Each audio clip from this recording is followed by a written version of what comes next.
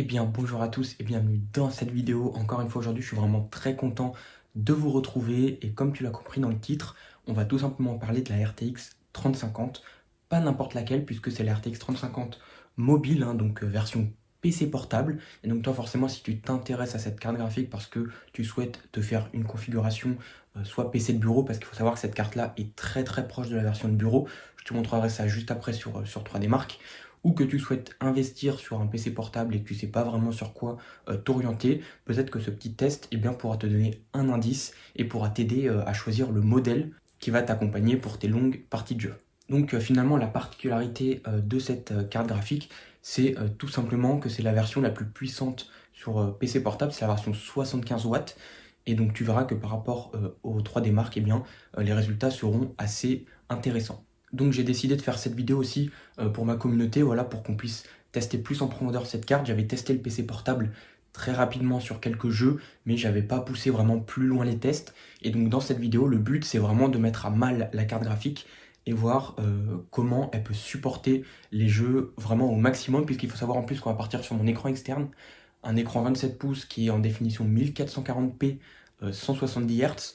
Donc autant dire que la carte graphique va souffrir. Et justement, le but, c'est de savoir si ça va être jouable ou pas, ou si ça va être tout simplement injouable. Très rapidement, avant de commencer, voilà, si t'es pas abonné, n'hésite pas à le faire, ça me fait super plaisir, ça permet de me soutenir.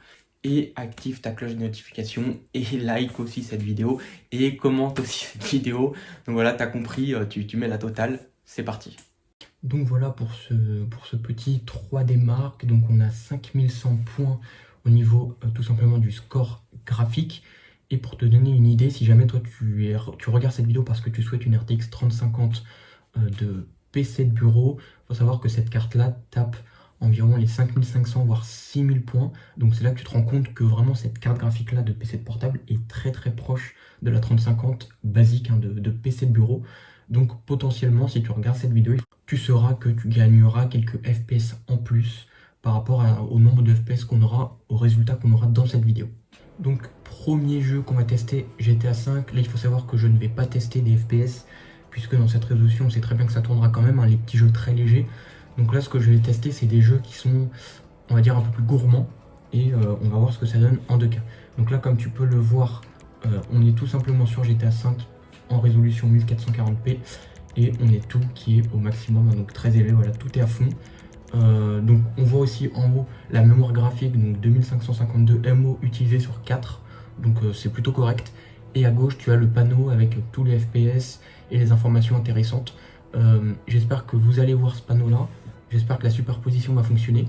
Donc voilà, maintenant ce que je vous propose c'est qu'on lance les tests et puis c'est parti tout simplement. Bon ça y est, le jeu est lancé. Franchement il est très beau, hein. En ultra comme ça là, en 1440p, c'est vraiment intéressant. Je vous avoue que c'est la première fois que je teste, hein. Je n'avais pas encore eu l'occasion de jouer et donc là vraiment, ouais, faire un écran 27 pouces ça change. J'avais l'habitude d'utiliser l'écran du PC, mais là très honnêtement c'est incroyable. En termes de FPS, comme vous pouvez le voir, on est à 59 et d'ailleurs vous allez entendre les ventilateurs là qui commencent à s'exciter un petit peu, donc ça va faire du bruit je pense. Mais bon, sur PC portable on est habitué. Ouais, on est 50 FPS de moyenne, hein. Image, voilà, on est à 60 même, pas mal. Juste en dessous, vous avez 99%, 43 FPS, donc ça reste intéressant. Franchement, ouais, c'est largement jouable, hein. On est sur les 50-60 FPS, voilà, c'est ce qui est recommandé pour jouer. Et c'est ce que vous avez maintenant sur les consoles nouvelle génération. Vous êtes à 60 FPS alors qu'avant c'était 30. Donc là, concrètement, avec ce PC là, ça peut largement remplacer la console, en tout cas pour ce jeu. Voilà, 59 FPS, vraiment on est bien, 60, quoi, 59-60, on est vraiment pas mal. Il n'y a aucun lag, j'ai ressenti aucun ralentissement, aucun lag pour l'instant. Le PC tourne vraiment bien. Donc ouais, vraiment impressionné. On voit aussi l'utilisation, alors unité centrale, donc processeur, forcément, hein, vu le monstre qu'on a en processeur, il est utilisé qu'à 40%, voire 30%, ça dépend des séquences. Et le graphique, c'est marrant qu'on est à 64%. C'est marrant parce que ouais, j'aurais pensé plus. En tout cas, on est à 60 FPS constant, donc c'est vraiment pas mal. Ouais, rien à dire, vraiment super intéressant. GTA, c'est largement validé. Et ce que je vous propose, c'est qu'on passe au prochain jeu. On a pas mal de jeux à tester, donc on va essayer de pas trop s'éterniser sur les jeux, sinon la vidéo va durer 30 minutes et c'est vraiment pas le but. Ouais, donc écoutez, c'est validé. On passe au prochain jeu qui va être un peu plus gourmand que celui-là, donc j'ai hâte de voir ce que ça va donner. Bon les amis, prochain jeu, Need for Speed Heat. Eh bien écoutez, jeu sorti en 2019, qui forcément, logiquement, est un peu plus gourmand que GTA V, qui était sorti en 2015. Donc là c'est un jeu qui va être un peu plus gourmand. On va tout de suite aller voir les paramètres. Alors comme vous pouvez le voir, on est en 1440 pixels. On va activer la synchronisation verticale, j'avais pas vu qu'elle n'était pas activée. Mode HDR automatique, on n'y touche pas. Faux de mouvement, qualité graphique ultra. Donc voilà, là on est au max du max. Et on va voir ce que ça va donner. Vous voulez m'enregistrer? Oui. Et donc c'est parti. Bon les amis, ça y est, on est en jeu, hein. Forcément on entend aussi la rotation. Graphiquement c'est pareil, hein, très beau, rien à dire. En termes de FPS, on voit que ça fait déjà un peu plus mal, puisque on est à 40 FPS, 42, 43, et sur les 99% d'utilisation, on est à 32 FPS. Donc là tout de suite, on voit que ça fait déjà plus mal. Même là, on a des chutes à 30 FPS. Donc 30 FPS c'est à la limite de la jouabilité. Malgré tout, je trouve que le jeu reste quand même assez fluide. On est au-dessus des 30 FPS la plupart du temps, 30-40. Donc malgré tout, ça reste jouable. Graphiquement, c'est aussi très beau, comme je le disais. Donc c'est vraiment pas mal du tout. Qu'est-ce qu'on a d'autre d'intéressant? On a l'utilisation du processeur graphique qui, là, contrairement à GTA, on est à 99%. Là, effectivement, ça fait déjà un peu plus mal par rapport à GTA V. Ouais, 99%. Le CPU qui est un petit peu plus utilisé aussi, on voit qu'on est à 50%, 60% d'utilisation. Bon voilà, hein, ça reste un monstre ce processeur, donc c'est pas du tout le processeur qui va nous limiter en termes de FPS. On voit clairement que ça va être la carte graphique qui va nous limiter, mais sinon on est toujours à 39, 40 FPS. Ça reste jouable en 2K, en ultra, mais voilà, c'est pas non plus exceptionnel. Mais je trouve que pour une carte graphique comme ça, RTX 3050, non, franchement, c'est pas mal du tout. Les gars, regardez, on est à 40 FPS, en 2K, en ultra. Pour un jeu de 2019, franchement, c'est pas mal. Je trouve que c'est pas mal. N'hésitez pas à me dire ce que vous en pensez en commentaire. Pour moi, en tout cas, c'est à moitié validé. Voilà, parce que bon, 40 FPS, c'est pas non plus exceptionnel. Donc en 2K, on va dire que c'est à moitié validé. Et à savoir que là, je teste vraiment sur des performances, enfin sur une résolution un peu extrême, on va dire. Parce que cette carte n'est vraiment pas adaptée à la 2K de base, hein. C'est vraiment pour vous donner une idée des performances qu'elle peut avoir. Donc voilà, tout simplement. Donc écoutez, ouais, c'est à moitié validé, parce qu'on a des petites chutes quand même à 30 FPS. Donc on n'est pas constant à 40. Donc c'est à moitié validé. Et voilà, en dessous de 30 FPS, on est à la limite du jouable. On n'est pas en dessous des 30 FPS heureusement. On est plus dans les 35-40. Mais voilà, c'est à moitié validé. Maintenant, ce que je vous propose, c'est de passer encore à un autre jeu qui va être toujours gourmand aussi. Et on va voir ce que ça va donner en 2K, en ultra. Et là, je pense que ça va faire très très mal. Donc les amis, on teste sur notre dernier jeu, Assassin's Creed Odyssey. Donc pareil, c'est un jeu qui est sorti, je crois, 2019 ou 2020. Si je me trompe pas, je suis pas sûr à 100%. Jeu très très gourmand. Donc là, ça va être vraiment le test final sur cette carte graphique grâce à ce jeu-là. Puisque là, ce jeu-là, je pense qu'il va mettre la carte graphique KO. Donc on va voir justement. Ce que je vous propose, c'est d'aller voir les options. Donc, comme vous pouvez le voir, je suis bien sur le 27 pouces, là, le M27Q. On est bien en 1440p et on est bien en 170 Hz. En graphisme, alors là, je suis passé tout en ultra, sauf l'anti-crénage, je vous explique pourquoi. Donc là, comme vous pouvez le voir, tout le reste est à fond, on est au maximum partout. Sauf que, malheureusement, avec l'anti-crénage, ça ne passe pas. Je vous explique. En bas à droite, vous avez la VRAM disponible de votre carte graphique. Là, comme vous voyez, on est à 4018 sur 4095. Si j'augmente encore les paramètres du jeu, comme vous pouvez le voir, en élevé, on dépasse la limite de la carte.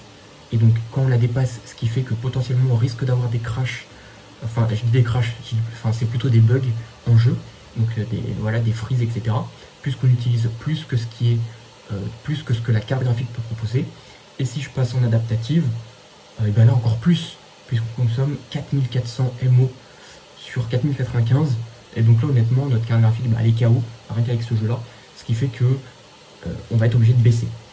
Forcément quand vous voyez ça sur un jeu de 2019-2020 qui est déjà très très gourmand, Et bien pour les jeux de 2023, vous ne dépasserez pas la 1080p et on ne jouera pas en ultra en 1080p. Il faut bien comprendre une chose, c'est qu'avec ce PC là, on va pouvoir jouer aux jeux de 2023, mais on va pas jouer en graphisme maximum, puisque là déjà en maximum sur ce jeu là, et encore j'ai même pas pu tout mettre au maximum, on voit que la carte graphique n'a pas assez de VRAM, ce qui fait que si je le fais, je pourrais lancer le jeu, mais je risque d'avoir des bugs régulièrement, et c'est pas le but. Donc du coup, on a adapté, et maintenant on va faire le test. Donc là, Assassin's Creed est lancé en 1440p. Waouh, je ne m'attendais pas à ça, on est quand même à 35 fps. Ouais, 30, ouais, on est à la limite des 30, hein, on passe des fois à 20, 25. Je m'attendais à pire que ça, hein, parce que comme on l'a vu juste à l'instant, vu que la VRAM était consommée à 100%, je me suis dit que en 2K, à mon avis, le jeu n'allait pas passer. Ça passe à 20, ouais, 24 fps. Donc autant vous dire qu'on est à la limite de la jouabilité. Et voilà, faire une game comme ça, malheureusement, ça va être compliqué, on va pas se mentir. Ouais, 19 fps, 20 fps, ouais, c'est pas exceptionnel, hein. Là, on voit quand même que la carte, elle galère vraiment. Le processeur sur ce jeu-là est utilisé à 19%. C'est quand même assez incroyable. Et bien sûr, la carte graphique à 99%. Et là, j'ai un freeze. Ou alors, c'est la fin du benchmark, je ne sais pas. Non, j'ai eu un freeze. Ouais, mais c'est normal. La carte est... C'est normal, la carte, elle a du mal à suivre. C'est tout à fait normal que ça freeze. Vu que la VRAM est quasiment utilisée à 100%. Donc, ouais, c'est tout à fait normal. Donc voilà, autant dire que ce jeu-là n'est pas validé. On peut le voir, vous voyez, minimum 0. C'est le blocage que j'ai eu juste à l'instant. J'ai eu une perte à 0 fps. Au début, on était plutôt bien. On était au-dessus des 30 fps. Et ouais, plus on rentrait en fait dans les scènes chargées avec beaucoup de bâtiments, etc., plus les FPS baissent. Et donc voilà, bah, vous en doutez, 28 FPS, c'est pas jouable, on va pas se mentir, c'est pas du tout validé sur Odyssey. Et donc voilà les amis, donc voilà, petite conclusion, donc voilà, sur la RTX 3050. Très honnêtement, je pense que j'ai fait le tour de ce PC portable et du coup de la RTX 3050 version portable. Donc on va parler un petit peu détails techniques. Juste avant, je voulais revenir sur Assassin's Creed. Donc comme vous vous en doutez, c'est un jeu qui est sorti récemment en 2019 et qui est vraiment très gourmand. Donc en 1440p, ça ne passe pas et la carte n'a pas assez de VRAM pour pouvoir utiliser le jeu vraiment au maximum, donc à 100% de ses capacités.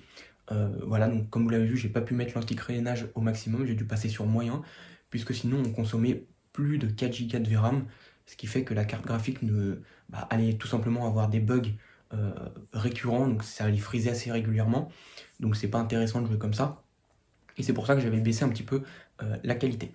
Il faut comprendre une chose, c'est que cette carte graphique-là est axée Full HD 1080p sur les jeux, même les jeux de 2023 qui vont sortir, mais il faut comprendre que vous allez faire des sacrifices et des concessions sur la qualité graphique. C'est ça qu'il faut bien comprendre.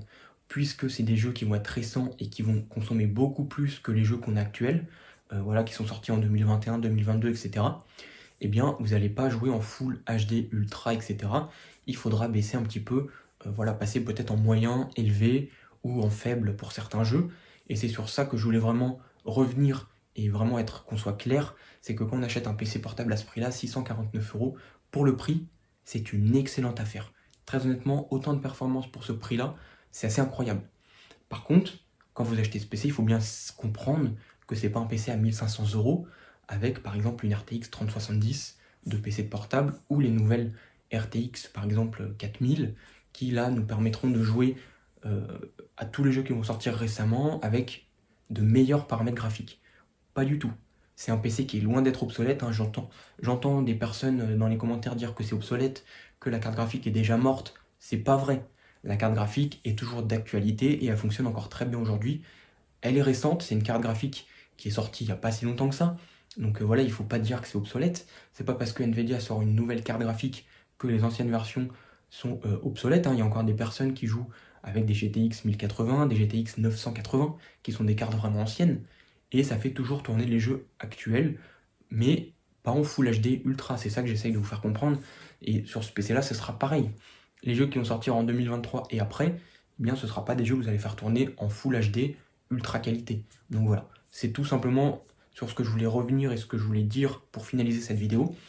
Donc voilà, on a fait le tour du PC portable, je vois pas ce que je pourrais faire de plus comme test en termes de performance, puisqu'on a déjà tout vu et je vous ai déjà tout dit tout simplement. Donc on arrive sur la fin de cette petite vidéo, j'espère qu'elle t'aura plu. N'hésite pas à t'abonner, à liker, voilà, et active-moi ta cloche de notification, c'est très important, sinon tu vas louper toutes mes futures vidéos. Ceci étant dit, j'ai plus qu'à vous souhaiter une bonne journée ou une bonne soirée, et puis on se retrouve dans une prochaine vidéo pour un prochain test ou une prochaine présentation. Salut les amis!